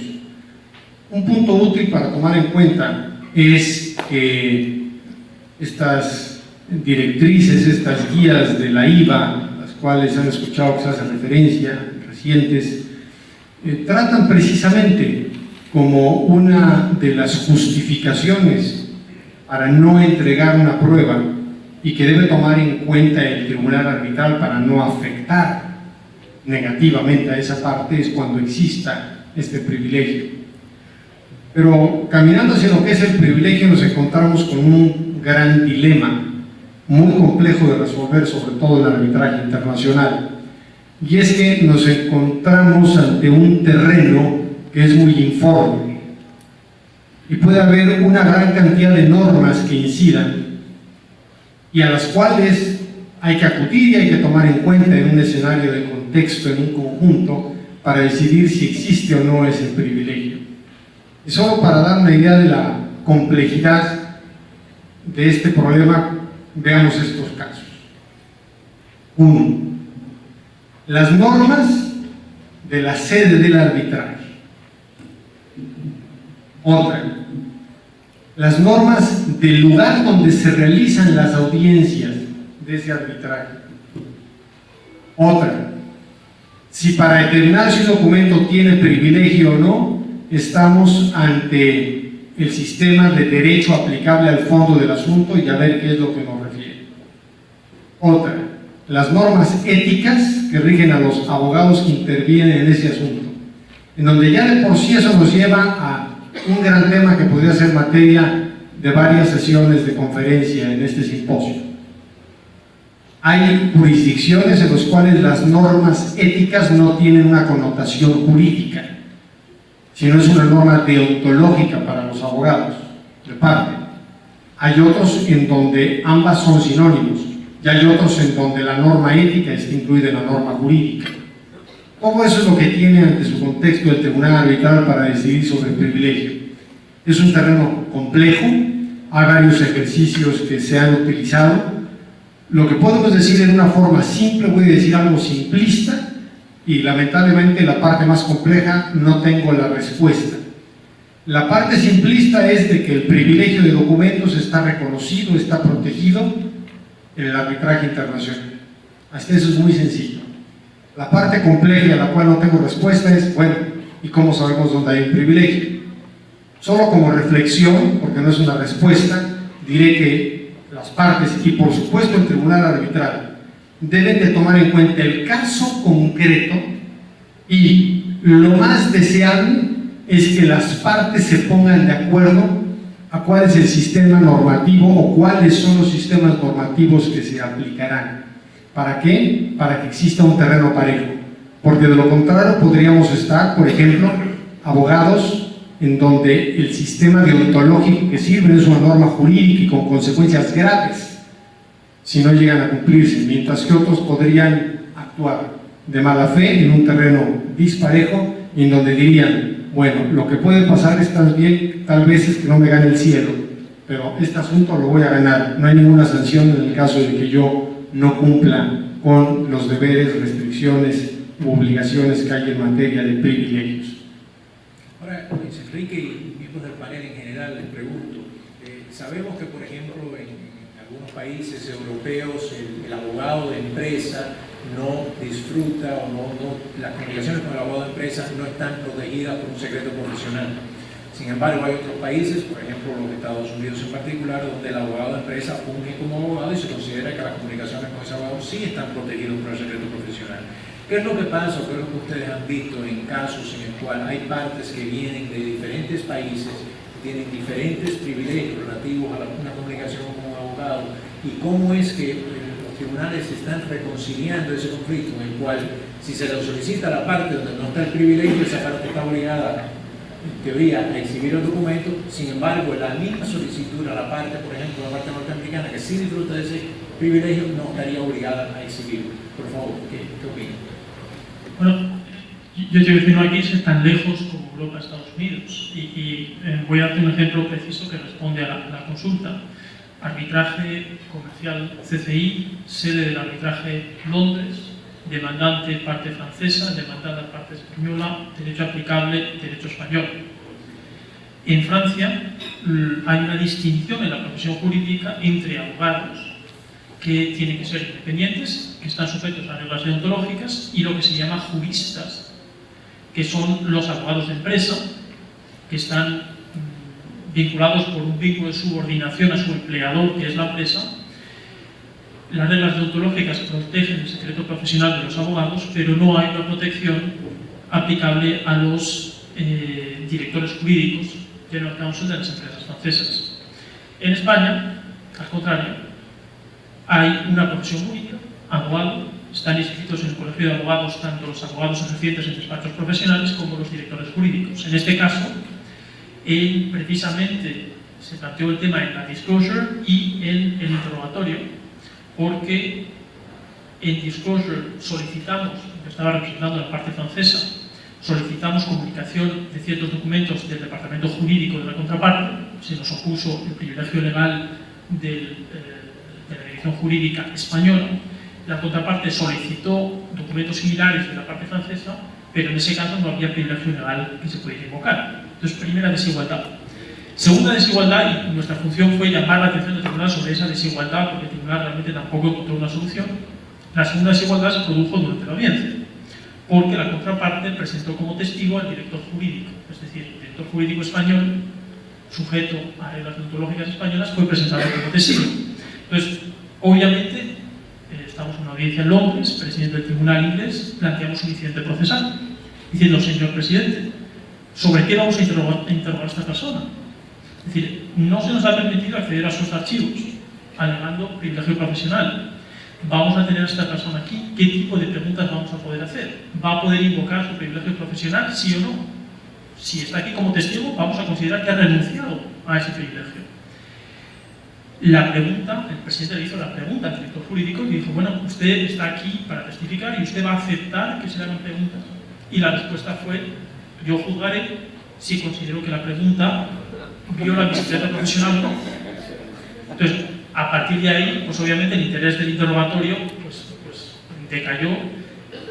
Llamamos la atención del tribunal y finalmente pues el tribunal no supo qué hacer, se escuchó a ese testigo, no le hicimos un interrogatorio real, y eso hizo que, en definitiva, el tribunal no considerara ese testimonio, por cuanto a la credibilidad del testigo había sido mermada, porque estábamos en desigualdad de armas. Pero ese es un ejemplo, en un caso Francia-España, donde se plantea y donde yo no he encontrado una solución.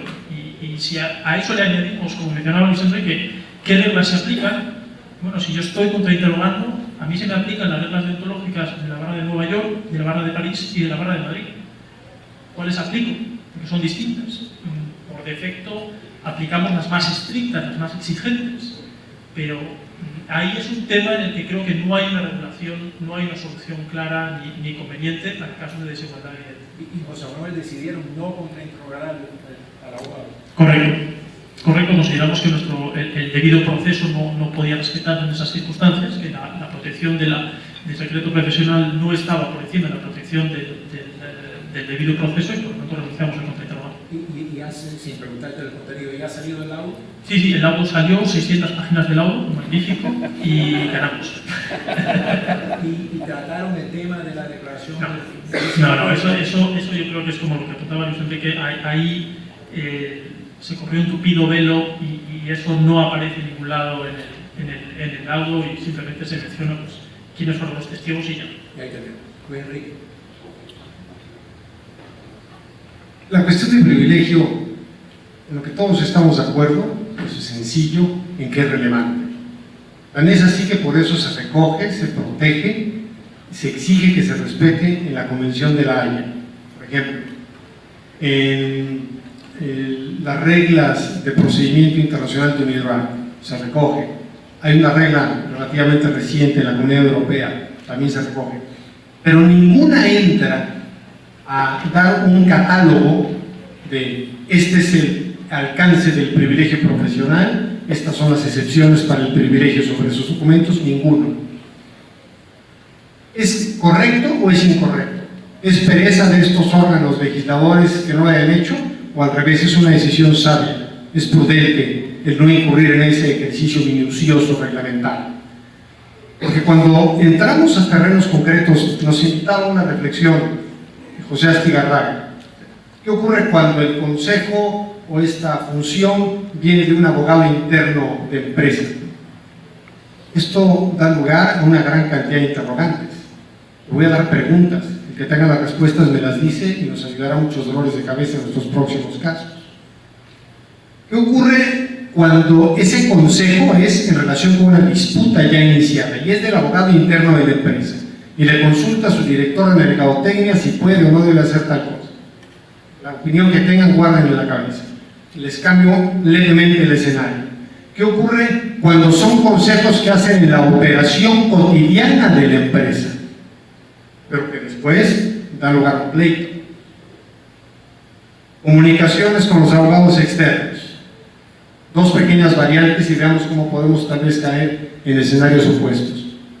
¿Qué ocurre si es una comunicación que se tiene con el abogado en esa fase previa y tal vez a veces siendo una mera comunicación de trámite con el abogado externo años antes de que empezara el pleito? Cada uno guarde la opinión o respuesta que tenga. Distinto es esa comunicación que tengamos cuando estamos nosotros en un proceso de intercambio de revisión de documentos ya en un arbitraje iniciado.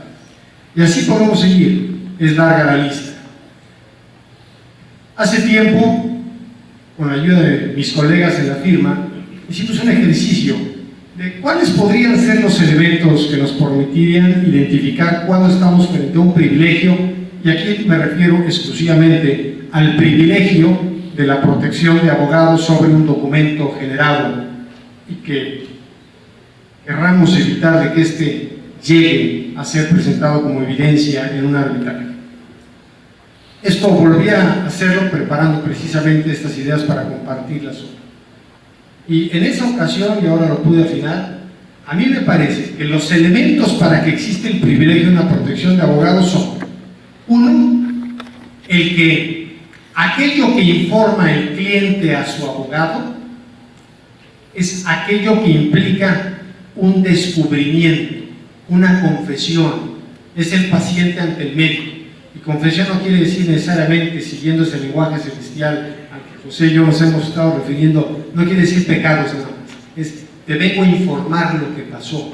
¿Para qué? Para que tú tengas un diagnóstico y puedas sugerirme, recomendarme qué vamos a hacer. Si se da eso, estamos evidentemente ante el 50% por lo menos de la ecuación que nos lleva a determinar el alcance de un privilegio de comunicación y producto abogado-cliente. El otro 50% es de parte del abogado y es esa comunicación, ese documento en donde hay análisis y consejo. No toda comunicación lo tiene. Con estos dos aspectos nos situamos en los extremos del escenario, en donde estaríamos ante la ecuación pura, sería químicamente pura para decidir contundentemente, evidentemente estamos ante un privilegio. El problema, y el diablo en los detalles, nuevamente volviendo al lenguaje de ángeles y demonios que hemos tenido, es cuando no estamos en esos extremos. Y ahí podemos encontrar soluciones distintas, pero creo que son las variables que debieran guiar a un tribunal arbitral para resolver sobre estos puntos de alcance del privilegio. Rafael. Solo un comentario muy rápido. En mi experiencia, los tribunales aplican una regla de sentido común a este tipo de preguntas. ¿Qué significa esto? El tema de privilegio es un tema que surge en el contexto de discovery. Y en la mayor parte de los países civilistas el concepto de discovery o no existe o es muy limitado. Es decir, existe la figura de la exhibición de documentos cuando uno pide documentos muy específicos, y esto está en la mayoría de los códigos procesales. Uno puede pedir ciertos documentos claramente individualizados, pero como no existe un discovery en el sentido de las reglas de la IVA, uno puede pedir categorías de documentos muy amplias, salvo ciertas excepciones, ciertas jurisdicciones. Entonces el concepto de privilegio tampoco está muy desarrollado. Entonces lo que hacen los tribunales arbitrales es tratar de establecer o de evitar, por hecho, un desbalance entre las partes, en donde haya una parte que esté, por ejemplo, de los Estados Unidos, donde existen reglas muy desarrolladas sobre privilegio, y no solamente privilegio en comunicaciones, sino privilegio sobre el producto del trabajo de los abogados, que es otro tipo de protección. Y un desbalance frente a países civilistas donde existe la figura del secreto profesional, pero no en el contexto de un discovery. Entonces los tribunales, para evitar una injusticia, establecen una regla de sentido común que trata de evitar este tipo de situaciones. Pero no existe, como decía José Manuel, una regla estandarizada a nivel global sobre lo que es privilegiado y lo que no es privilegiado. Simplemente hay que evitar una injusticia. Desde luego, las reglas de la IVA dan guías, ¿no?, para poder resolver esto. En el momento que no la tengo para poder proyectar, pero si quieren tomar nota, es la regla 9.3 de la IVA, y lo que dice, no se lo voy a leer por completo, pero lo dice: al evaluar la existencia de impedimentos legales o privilegios, bajo el artículo 9.2, y en la medida en que sea permitido por cualquier norma jurídica o ética obligatoria cuya aplicación fuera determinada por el tribunal, este puede tomar en consideración la necesidad de proteger confidencialidad, la expectativa de las partes y de sus asesores, el tiempo en que se alega que ha surgido el impedimento o privilegio legal, es decir, qué eran las expectativas de las partes cuando supuestamente la comunicación toma lugar, y cualquier posible dispensa de un impedimento o privilegio legal aplicable en virtud de consentimiento, revelación anterior, uso favorable del documento, declaración, comunicación oral, etc. Es decir, el concepto de la renuncia.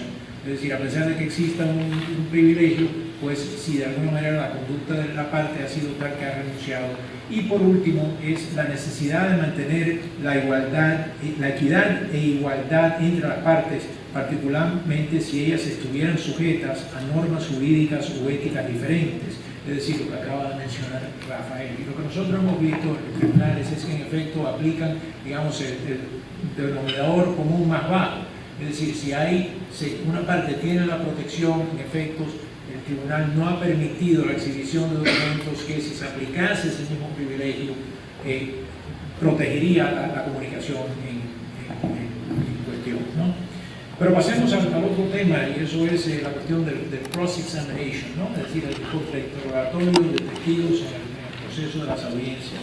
Y José Manuel, ¿por qué no empezamos contigo en particular? Nos comentabas que habías tenido una experiencia muy particular cuando estabas contrainterrogando a peritos precisamente aquí en un arbitraje ante un tribunal peruano, entiendo. Cuéntanos.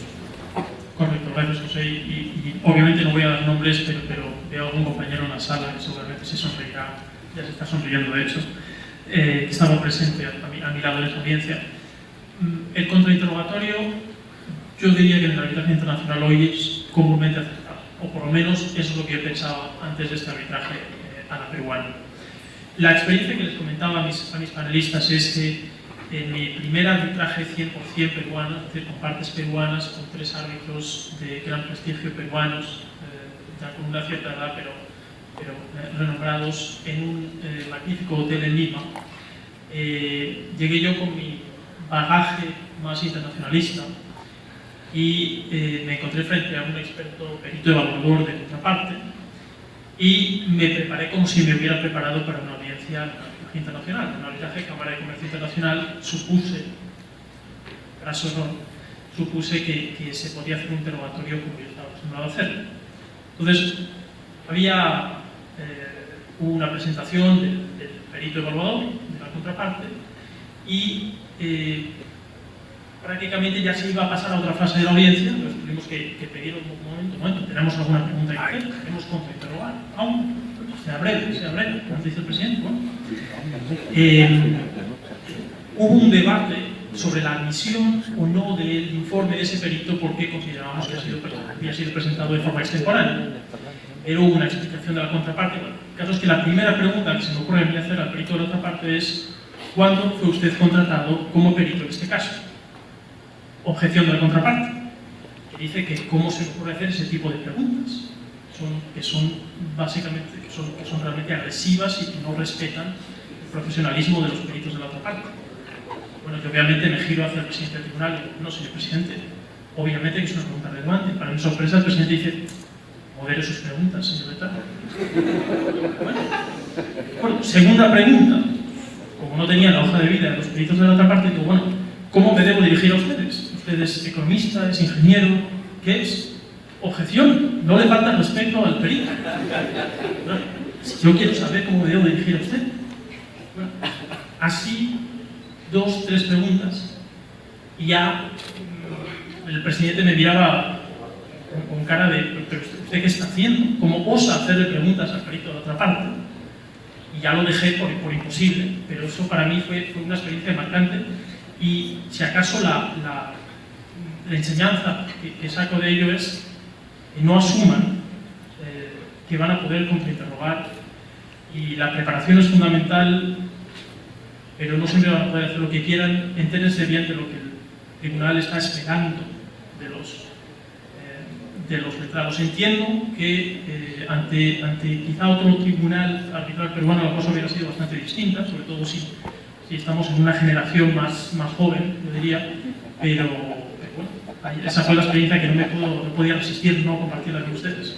De hecho, precisamente en este auditorio, hace como 3 años, nosotros hicimos un mock con Jorge Santiago, que para descanse, ¿no? Y presentamos el mismo caso, contrainterrogatorio, el mismo caso en un arbitraje internacional. Entonces presentamos el mismo caso estilo a la peruana, ¿no?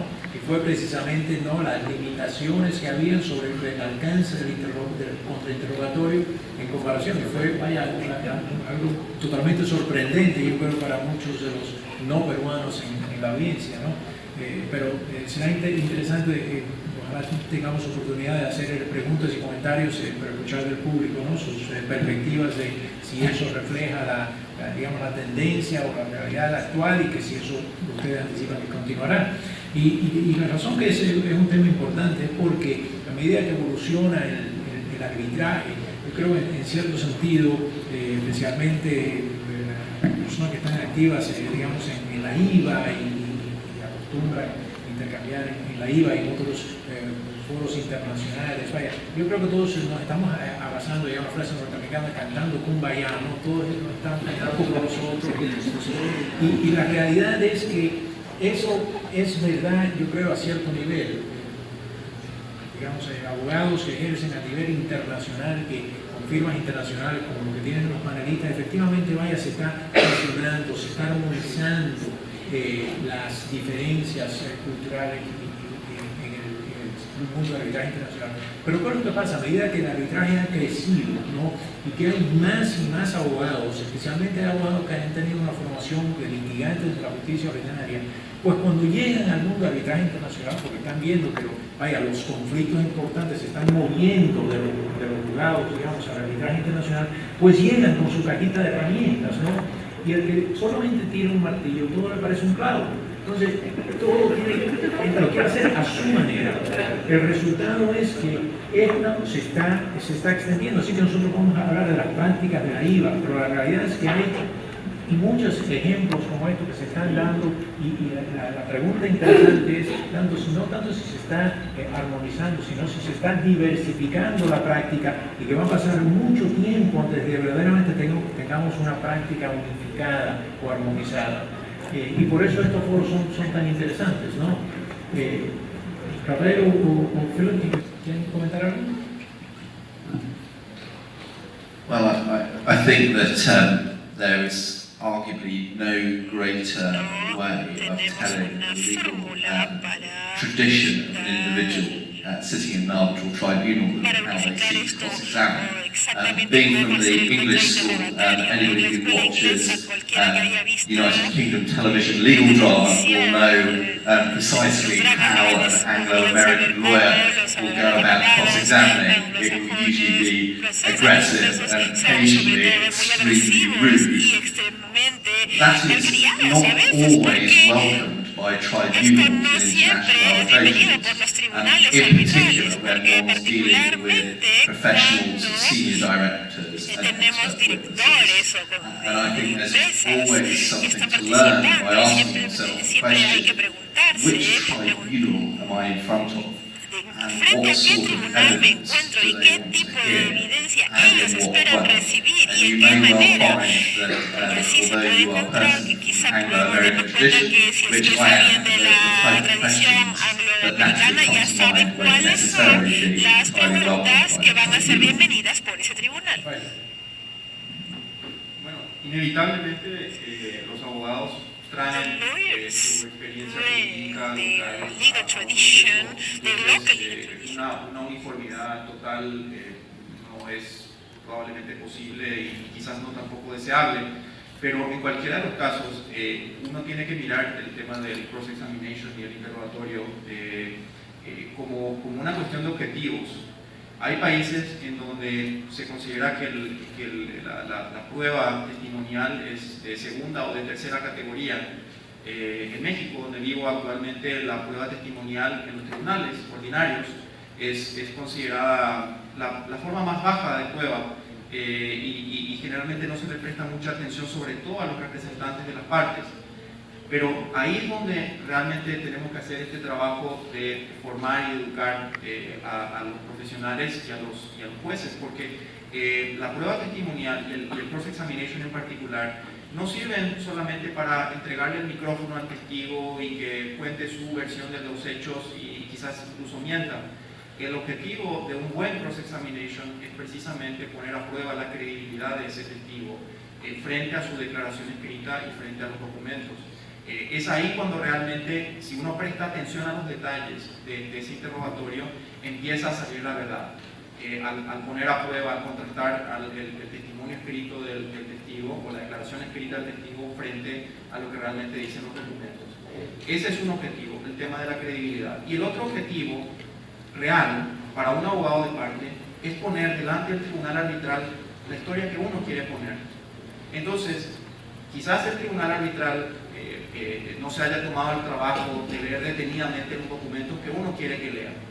Entonces, al ponerlos delante del testigo y al ir mostrando la declaración, le va uno contando al tribunal la historia que uno quiere contar. Por más de que las preguntas parezcan inocuas, uno le está preguntando al testigo: ¿ha visto usted este correo electrónico? Sí, lo he visto. Esa es su firma al final del documento, ¿correcto? Sí, esa es mi firma. Y lea por favor el segundo párrafo del documento. Y lee el segundo párrafo del documento, es un párrafo importante para el caso de uno. No pasó nada. Quizás el testigo no admitió ni contradijo nada de lo que estaba en su declaración, pero uno utilizó a ese testigo como un micrófono de uno para poner ante el tribunal de una manera estratégica la información que es importante para el caso de uno. Esos son para mí los dos objetivos principales de un buen proceso. Y tocaste un punto muy importante, Rafael, y eso es la cuestión de la valoración de la prueba, ¿no? Es decir, como bien dijiste, en ciertos países el testimonio oral no lleva mucho peso, pero la realidad es que ya, nos guste o no nos guste, el sistema de arbitraje internacional ha aceptado la tesis de que el testimonio de las partes se debe tomar en cuenta. De hecho, las reglas disponen que el hecho de que una parte sea una parte interesada no lo descalifica como testigo. En cierto sentido, yo creo que la cuestión esta del valor del contrainterrogatorio depende de la filosofía que tenga el árbitro, que uno tenga acerca del arbitraje. Y a lo que voy muy brevemente es que en efecto hay dos polos. Hay un polo que considera que el arbitraje es un medio para resolver conflictos o disputas de negocio eficientemente, ¿no? Y hay otro que determina que el propósito del arbitraje es resolver un conflicto con relación a los hechos y a la verdad y a la justicia, ¿no?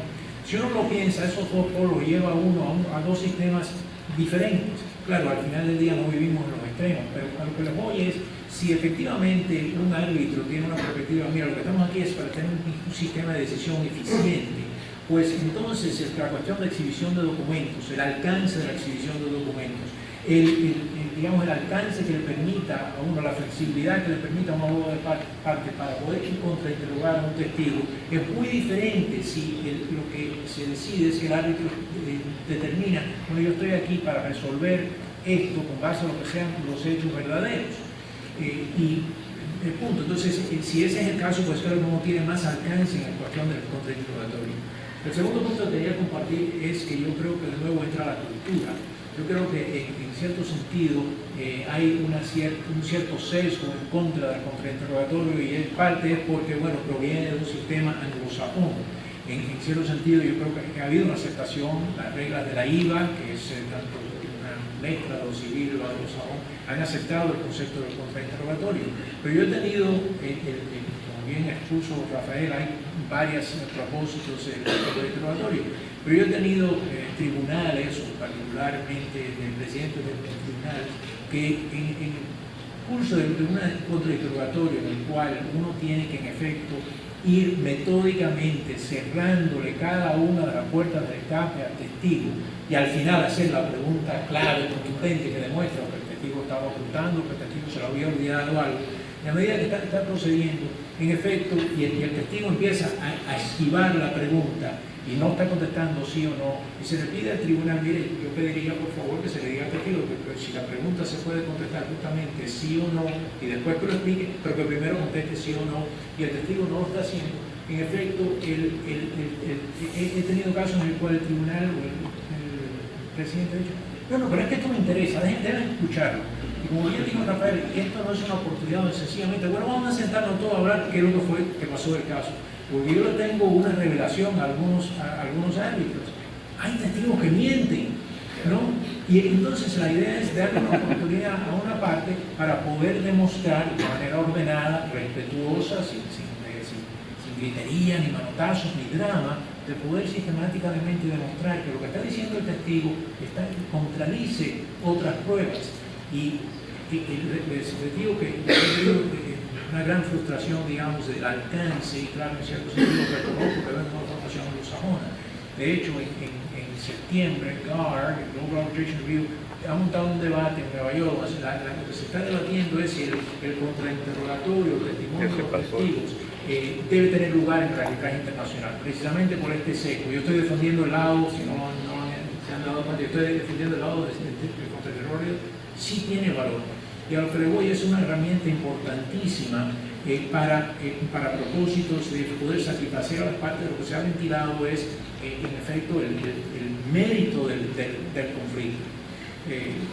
Con eso, señores, ¿tienen algún comentario? Yo te invito a que, si vas a estar en Bodegar en septiembre, yo no voy a estar, que se mencione no solo qué ocurre cuando un tribunal deja que el testigo conteste, sino también cuál es el valor de una cross-examination cuando después de que haya acabado el debate de interrogatorio, contrainterrogatorio, reinterrogatorio, recross, lo que sea, llega el turno de las preguntas del tribunal y uno de los coárbitros hace, o mejor dicho, deshace el interrogatorio que un abogado hizo. Y es que esto lo tengo fresco de una audiencia recientemente en la que el coárbitro nombrado por la otra parte estuvo 45 minutos interrogando al testigo que yo acababa de contrainterrogar, más que nada haciendo el trabajo que correspondía a los abogados de la otra parte, es decir, tratar de recuperar a ese testigo y darle una oportunidad de corregir algunas cosas que habían quedado en donde pues, la credibilidad del testigo había sido dañada. Para mí esa es también una pregunta, es hasta dónde pueden ir esas preguntas del tribunal y qué tipo de self-restraint, de control debe llevar ahí el presidente. Finalmente, después de 45 minutos, el presidente intervino y dijo, tienes una pregunta más y ya. Pero bueno, para mí estuvo 45 minutos.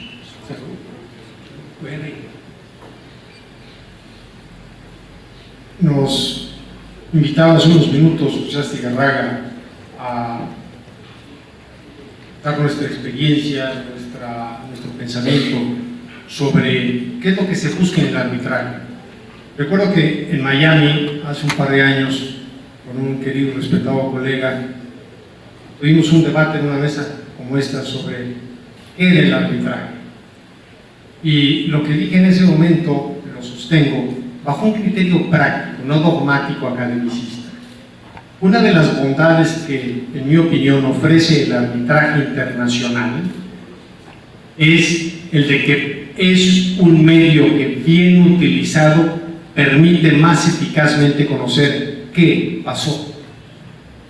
Cuando nosotros vemos cómo en algunos sistemas adversariales, contenciosos, hay tanto acartonamiento, tanta rigidez, en donde después de expedientes muy voluminosos de muchos años, recursos arriba, abajo, reposiciones de actuaciones, y al final uno se pregunta, ¿pero qué pasó? Toda disputa, para resolverla eficazmente, lo primero que presupone es que el que la va a resolver conozca los hechos. ¿Qué pasó? Y es en donde me parece que tiene una gran bondad el arbitraje, y el arbitraje comercial internacional especialmente bien utilizado.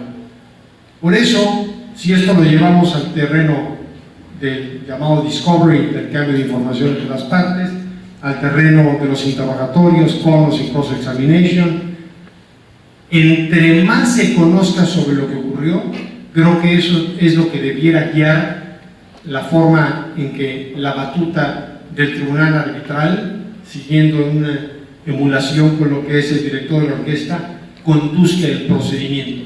Esto no quiere decir desorden, porque luego los extremos son los que nos llevan a vicios, en donde no exista certidumbre de cómo se conduce el procedimiento, donde no existe igualdad hacia las partes, porque estos son ya violaciones de procedimiento. Pero a medida en que conservemos ese entorno, es, en mi opinión, y es lo que debiera guiarnos, entender, aplicar y vivir al arbitraje como un procedimiento que permita más eficientemente y eficazmente conocer qué pasó, conocer los hechos. Luis Enrique, de hecho, totalmente de acuerdo contigo, pero déjame tocar y comparar lo que mencionó José Manuel, de la manera que lo limitó su tribunal, una experiencia que tuvimos nosotros, todo relativo al conocimiento de los hechos. Nosotros tuvimos un laudo de más de $50 millones en uno de nuestros casos.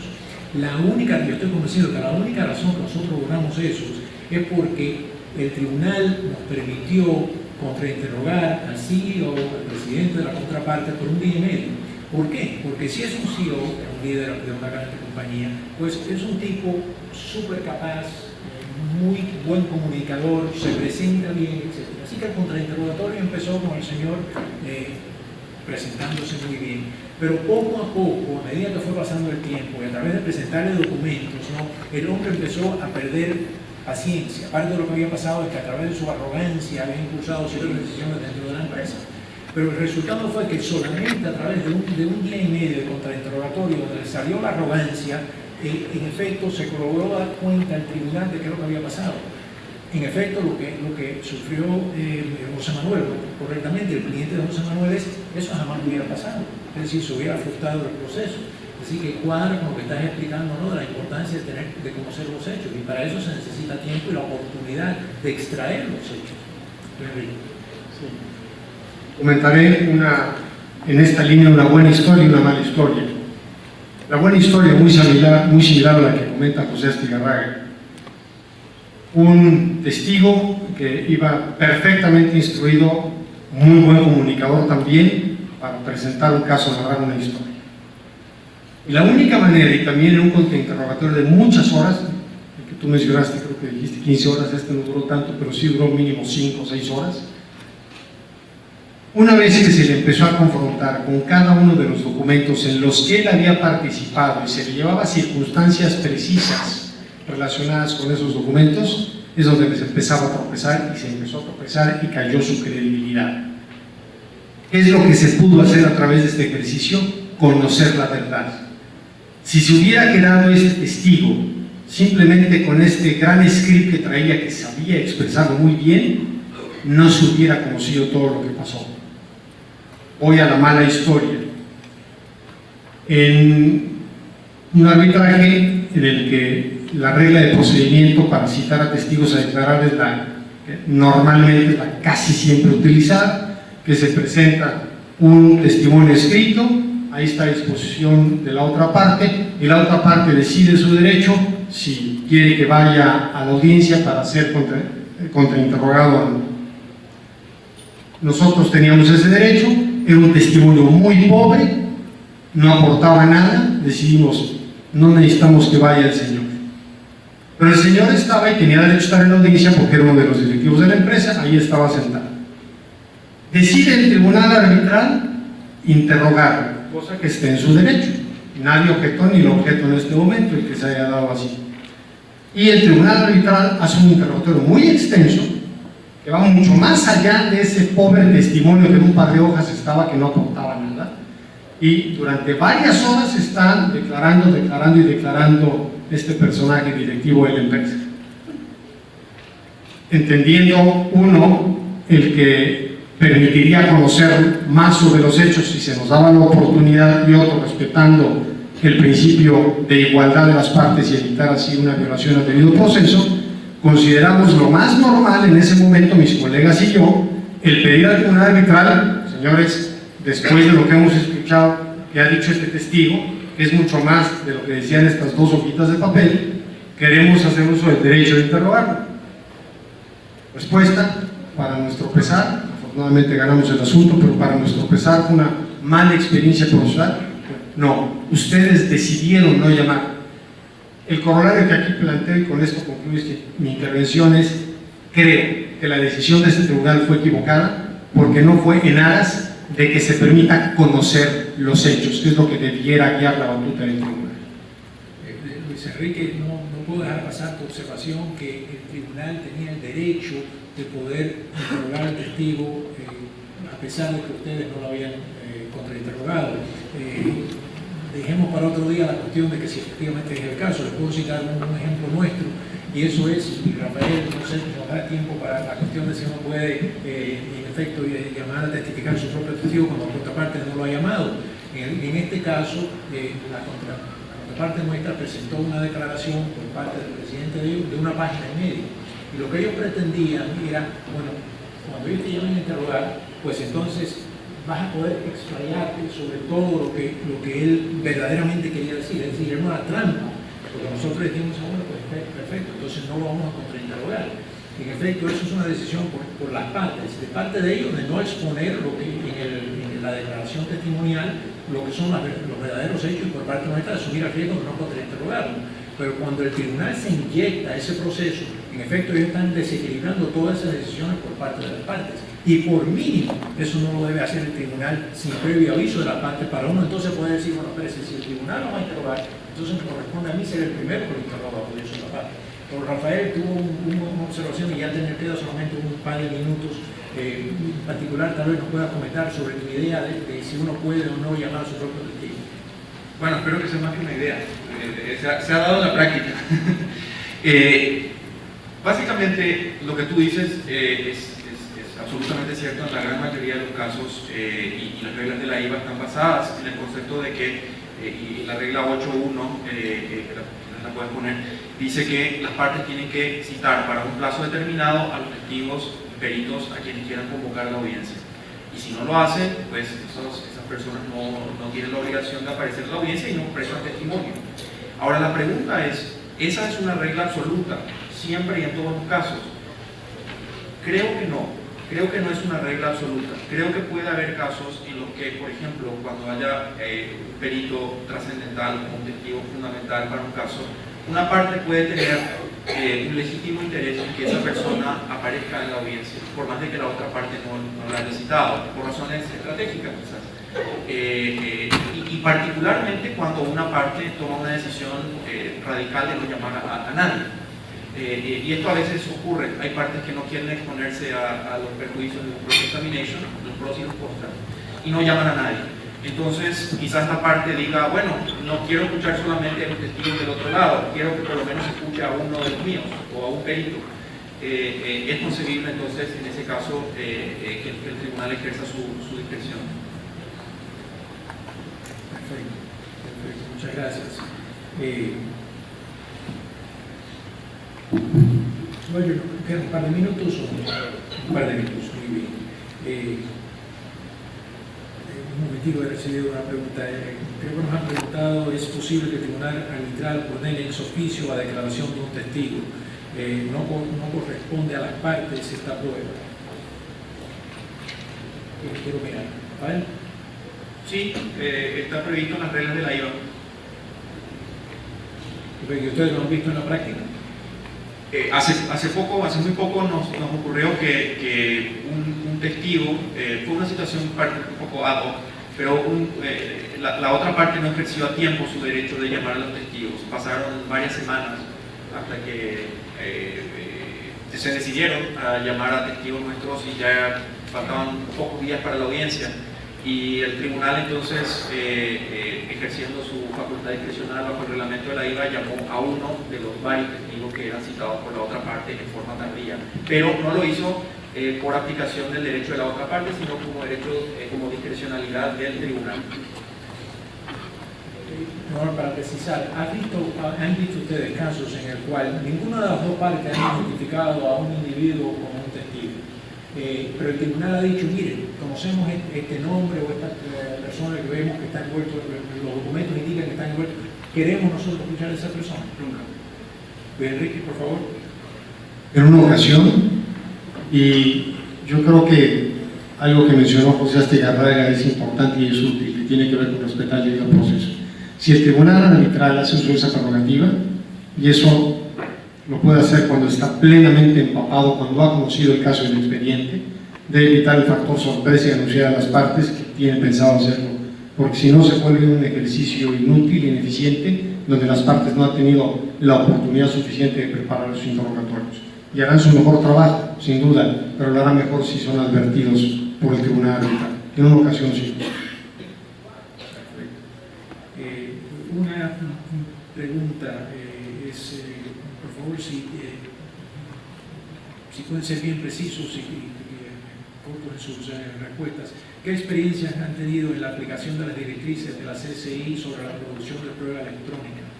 What experiences have you had with the ICC guidelines on the production of electronic discovery?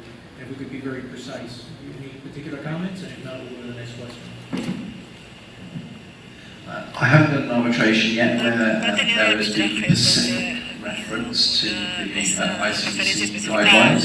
However, they do reflect what is broadly accepted practice among English practitioners, and they are very similar to how we deal with things in court proceedings also in England. That was from Juan Eduardo Figueroa, so thank you for the question. Otra pregunta dice, para aplicar una inferencia adversa ante la falta de producción de un documento, ¿es necesario que el tribunal anuncie antes a la parte que aplica esta consecuencia o puede aplicarla directamente en el laudo sin previo aviso? Pregunta, Luis Enrique. Dos respuestas concretas. La primera, he visto que algunos tribunales arbitrales lo hacen. La segunda, y es mi opinión, yo creo que hay un deber implícito y no es necesario advertir a él, independientemente de que estén en las guías de representación de la IVA. Un principio implícito es la obligación de las partes de conducirse de buena fe, y eso no hay necesidad de advertirlo. Tenemos una pregunta, dice, ¿quién decide si el documento es relevante para el caso, el tribunal o las partes? Pues una de las partes puede negarse o prestarse a ocultar el documento si lo determinan irrelevante. ¿Está bien? Sí. Bueno, de hecho, uno tiene la carga, la parte que pide documentos tiene la carga inicial de demostrar que uno satisface el estándar, en este caso de relevancia y sustancialidad que está establecido en el reglamento, en las reglas de la IVA. Ocurre a veces que la otra parte objeta esa solicitud diciendo que el documento es irrelevante. pero bueno, establecer la relevancia en ese momento obviamente corresponde al tribunal, y el tribunal, con el conocimiento a veces precario que tiene en esa etapa del proceso, aplica el estándar que aplica, pero en definitiva la decisión corresponde al tribunal. Y claro, la sutileza de la pregunta también es que efectivamente uno puede definir qué es lo que es relevante.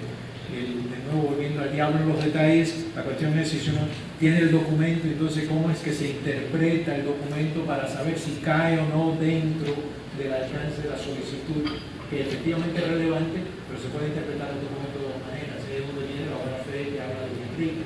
Y José Manuel mencionó las tablas Redfern. En las tablas Redfern, pues uno tiene que poner en la segunda columna la explicación de la relevancia y la sustancialidad. Y esa explicación generalmente está basada en los alegatos de las partes. Entonces uno hace, por ejemplo, referencia al párrafo tal, que el memorial o el contramemorial, donde está argumentado que X, y en eso se basa la explicación. O uno puede decir, yo mismo estoy argumentando esto y por lo tanto quiero los documentos de la contraparte sobre este tema. Pero tiene que, el primer punto son los documentos de las partes. Después uno puede ir a argumentaciones más finas. Perfecto, pues señores, muchísimas gracias. Por favor, les pediría que agradecemos al tribunal.